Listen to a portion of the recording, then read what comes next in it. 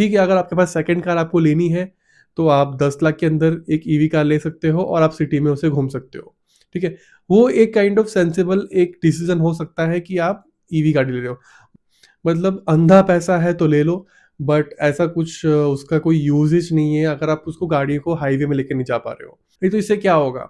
ठीक है, आप पेट्रोल नहीं जला रहे हो बट आप कोल जला रहे हो कहीं पे, तो एट द एंड आप सिर्फ जो क्या इलेक्ट्रिक व्हीकल कभी पूरी तरीके से आईसीई गाड़ी को रिप्लेस कर पाएगी? आज चाइना और यूएस ऑलरेडी ईवी रिवॉल्यूशन चला रहे हैं और इंडिया भी पीछे नहीं है। एक साइड बोलता है कि ईवी ही फ्यूचर है और एक साइड बोलता है कि आईसी इंजन को कोई रिप्लेस नहीं कर सकता, और एक साइड बोलता है कि ईवी भी चलने वाली है और आईसी इंजन भी बंद नहीं होने वाली है। आज इसी सवाल का जवाब ढूंढते हैं। अगर दुनिया भर की बात करें तो ब्लूमबर्ग रिपोर्ट में यह बताया गया है कि 2040 तक 70% जो सेल होगा वो होने वाला है ईवी कार का। इसका रीजन यही है कि बैटरी सस्ती होती जा रही है, इमिशन रूल टफ होते जा रहे हैं और इन फ्यूचर भी होने वाले हैं। मगर इसका मतलब ये नहीं है कि आईसी इंजन खत्म होने वाला है।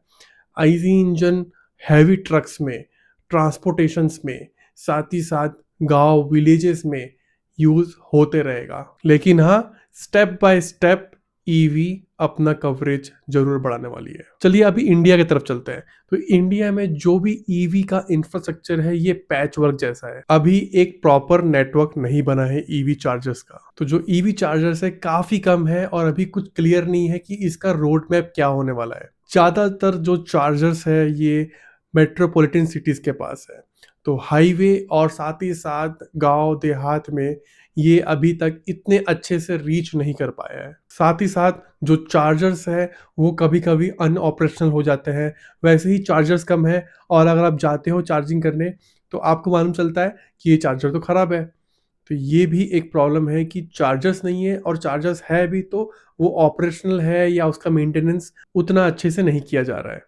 अगर चाइना में देखें तो चाइना में जो चार्जर्स है ये काफी डेंस है। तो इंडिया को सबसे पहले तो चार्जर्स का स्टैंडर्ड सेट करना पड़ेगा, साथ ही साथ एक रोड मैप बनाना पड़ेगा कि भैया चार्जर्स जो है उसे प्रॉपर डेंस तरीके से बिछाया जाए। एक प्रॉपर नेटवर्क में हाईवेज में हर जगह होना चाहिए, साथ ही साथ ऑपरेशनल होना चाहिए, सिर्फ नाम के लिए चार्जर नहीं होना चाहिए। देखो यूएस ने क्या किया ना कि हर 50 किलोमीटर में एक चार्जर डाल दिया। तो अगर ये रूल इंडिया में भी हुआ तब जाके जो ईवी का एडॉप्शन है ये बढ़ सकता है। दूसरी तरफ जो सब्सिडी हमें मिल रही है ईवी में, इसे ऐसा नहीं है कि बाद में हमारे अकाउंट में आए, मतलब काफी दिनों बाद इसे ऑन दी स्पॉट डिस्काउंट के रूप में दे दिया जाए, या तो फिर अगर आप कस्टमर को सब्सिडाइज दे रहे हैं तो उसे at the time of purchasing of the vehicle दे दो, सीधा एक बार में।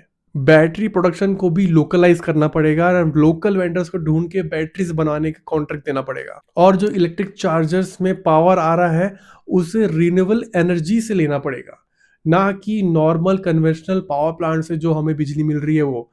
नहीं तो इससे क्या होगा? ठीक है, आप पेट्रोल नहीं जला रहे हो बट आप कोल जला रहे हो कहीं पे, तो एट द एंड आप सिर्फ जो एनर्जी शिफ्ट कर रहे हो पेट्रोल से कोल में, तो आपको रिन्यूएबल एनर्जी पे भी ध्यान देना पड़ेगा। तब जाके इंडिया में ईवी का एडॉप्शन काफी ज्यादा बढ़ सकता है और ये सेंस भी रहेगा बाद में लेने के लिए। अच्छा मुझे ये बताओ, कोई भी इंसान अगर 30 लाख की गाड़ी लेता है इंडिया में ईवी में, ठीक है, जैसे कि महिंद्रा की B60, तो आपके अंदर एक एंजाइटी बनी रहेगी कि भैया चार्जिंग कब खत्म हो जाएगी मेरी, मुझे पता नहीं, और अगर खत्म हुई तो मुझे पता नहीं कि चार्जर्स कहाँ मिलेंगे। ठीक है, तो ये एंजाइटी आपको होगी अगर आप ईवी गाड़ी चलाते हो इंडिया में। ठीक है, स्पेशली अगर आप हाईवे में लेके जाते हो, तो कितने सारे इंसिडेंट्स हुए हैं जिसमें कि लोग बड़ी बड़ी महंगी महंगी गाड़ी 30-30 लाख की ईवी कार लेके जाते हैं और एट दी एंड उसे टो करवाना पड़ता है। तो मुझे नहीं लगता यार कि अभी फिलहाल आप 30 लाख 40 लाख जैसा अमाउंट देके एक ईवी कार लो सिर्फ सिटी में घूमने के लिए। मतलब अंधा पैसा है तो ले लो, बट ऐसा कुछ उसका कोई यूजेज नहीं है अगर आप उसको गाड़ी को हाईवे में लेके नहीं जा पा रहे हो। तो गाड़ी अगर आप 30 लाख की ले रहे हो, 32 लाख की ले रहे हो, 40 लाख की ले रहे हो, तो भैया हाईवे में लेके जाओ ना। और हाईवे में तो लेके जा नहीं सकते क्योंकि चार्जर्स नहीं है, ईवी का इंफ्रास्ट्रक्चर नहीं है। तो क्या मतलब है 30-40 लाख की ईवी गाड़ी खरीदने का और बेचने का? ठीक है, अगर आपके पास सेकंड कार आपको लेनी है तो आप 10 लाख के अंदर एक ईवी कार ले सकते हो और आप सिटी में उसे घूम सकते हो, ठीक है? वो एक काइंड ऑफ सेंसिबल एक डिसीज़न हो सकता है कि आप ईवी गाड़ी ले रहे हो। बट दुनिया को दिखाने के लिए कि मेरे पास बड़ी गाड़ी है, मेरे पास महिंद्रा एक्सयूवी 6ई है, ये है, वो है, बट आप उस गाड़ी को बाहर लेके जा नहीं पा रहे, हाईवे लेके जा नहीं पा रहे। जा रहे हो तो आप डर-डर के जा रहे हो कि भई चार्जर कहाँ मिलेगा, चार्जर कहाँ मिलेगा?